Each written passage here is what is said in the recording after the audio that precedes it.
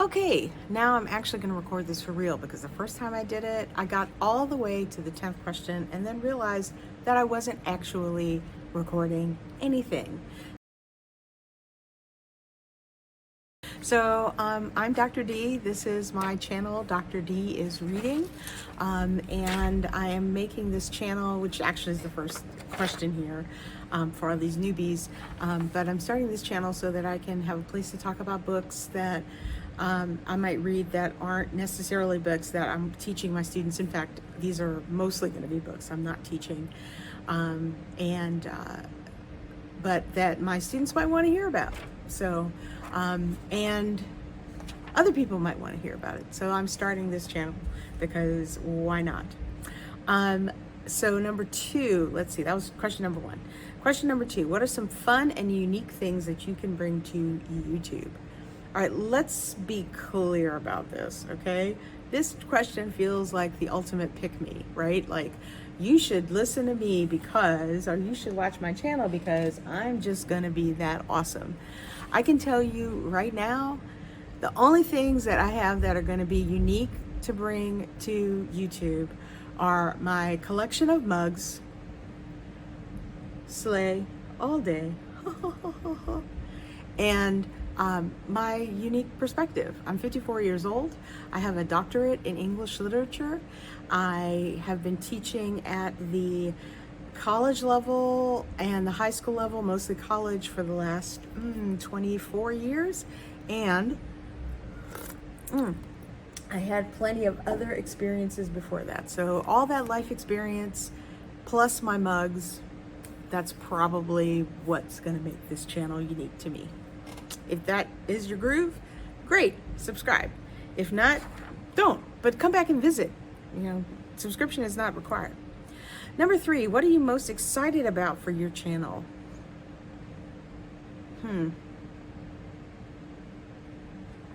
Talking to people about books. I mean, I guess that's really it. Maybe learning a little more about how to do videos too, because I'm really not great at this video game and I need to get better. Number four, why do you love reading? I have always loved reading since I started to read. Reading has been a place for me to get all of my mental, I think, intellectual, creative, a lot of my creative needs met. So reading is something that I find extremely pleasurable, maddening at times. It is something that I can engage in and I can choose my level of difficulty depending on how I'm feeling that day. And that's important to me as well. You know, there's so much knowledge that's just available to us if you can read. So literacy is something I value. I have read since I was a little girl and I absolutely love it. Number five, what book series got you into reading? Not a series in particular, because when I was a girl, we did have book series. I mean, you know, the Hardy Boys, Nancy Drew mysteries. There was the Chronicles of Narnia, the Lord of the Rings, the Hobbit. There were book series. It's not like they weren't there, but that wasn't what really got me into reading. What got me into reading, really cemented it, was reading George Orwell's Animal Farm and 1984 when I was like 11, 12 years old. Animal Farm, yeah. 1984 at 11 or 12, woo, what a mess. I'll have to talk about that sometime. But I was hooked, and the thing that really appealed to me the most was the notion that my reading was in some way political, and that words had an impact on everything. You know, at 12, I wasn't thinking about my reading as being political, but I was beginning to understand that language had an impact that was far greater than fairy tales. And fairy tales are as impactful, if not more so, than you know, the latest Pulitzer Prize winner. So I love the power of books, the power of story, the power of words. Number six, what questions would you ask your favorite booktubers?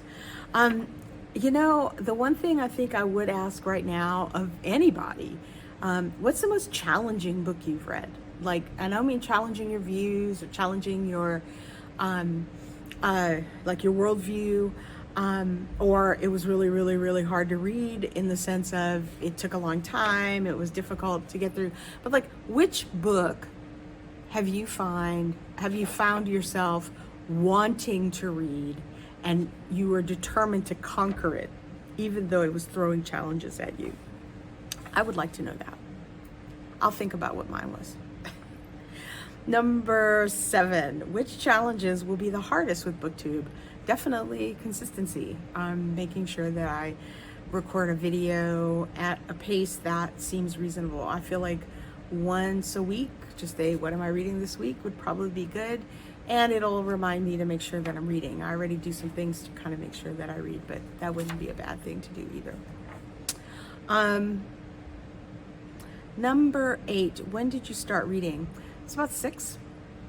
And I am a oldest child of 2 parents who work and are both college educated. Before I went to school, before I was kindergarten age, I went to my grandmother's every day, my mom's mom. My dad would bring me there in the morning on his way to work.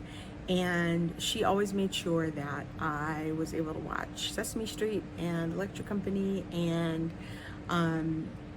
Mr. Rogers' Neighborhood and whatever other educational programming was available at the time. It was like, the mid-70s. Because literacy was the most important thing to her. She was not able to read. She never learned during her life. She kind of had a block about it after some trauma around it when she was young. So reading books was her gift to me, and I read in part to honor her. I mean, it's the best gift that she could have given me. So I started reading. When I was like 6 years old, I was reading. And I kept reading. I've been reading ever since. Number 9, where do you read? In my bed. I read other places too, but my favorite place to read is all cozied up, under the covers, in my comforter, with all my pillows, and something warm to drink, some tea or some coffee, some nice music in the background, and me and my book. Number 10, what kind of books do you read? Good ones. I don't waste my time on books that are not good. I had to, case in point, when I started teaching high school, I was expected to teach a book that I absolutely adored. Did I read it? Yes, of course I read it because I had to teach it. They were expecting me to teach it. I had a classroom set full of those books. I had a copy of it for every single individual student that I was teaching if I'd wanted to send them home with it. I did not. I taught the book because I got handed those students about halfway through the year. So I taught the book because it was already on the curriculum, and vowed I was never going to teach it again because I wasn't inflicting it on anyone else, but really because I wasn't going to inflict it on me anymore. I don't like reading books that I think are bad. And over time, you'll come to understand what I think a bad book is. But I like to read books that are good. I like books that are well written. I like books that take me along on a ride. I like books that keep my attention and don't throw me out. Now I'm talking about fiction and like imaginative literature here, not necessarily nonfiction, because nonfiction I'll read and I may start arguing with the book, but generally speaking, an argument with the book is not a bad thing. So in that kind of context. But yeah, I don't like books that are poorly written. I like books that are well written, and that can be the highbrow fiction, and it can be your low down pulpy stuff.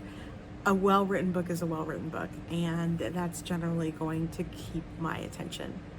So that is me in a not quite nutshell, but in a hi, welcome to Dr. D is Reading. And I hope that you enjoyed getting to know a little bit about me.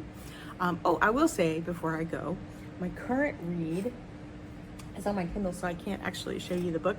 Usually I try to read the books, like physical copies of books, but sometimes needs must, and we just are going to read something on a Kindle. So right now I'm reading Howl's Moving Castle, which I've never read, and it's a lot of fun. I'm really enjoying it, and I'm kind of wishing that I was reading it with my son. He's 14, and I think he and I would have a good time with this story. So I may, I'm still kind of early in the book. I'm about 10% in, so I may put it aside and get the audiobook for our drive to visit my parents at the holidays. But that's what I'm reading right now. And I'm also reading William Faulkner's Absalom, which I don't know if these two books could be further apart. Although I probably would have a way to pull them together, because that's what we do. Anyway, I hope you have a great day. I'll be around next week to talk about what I'm reading currently. Bye.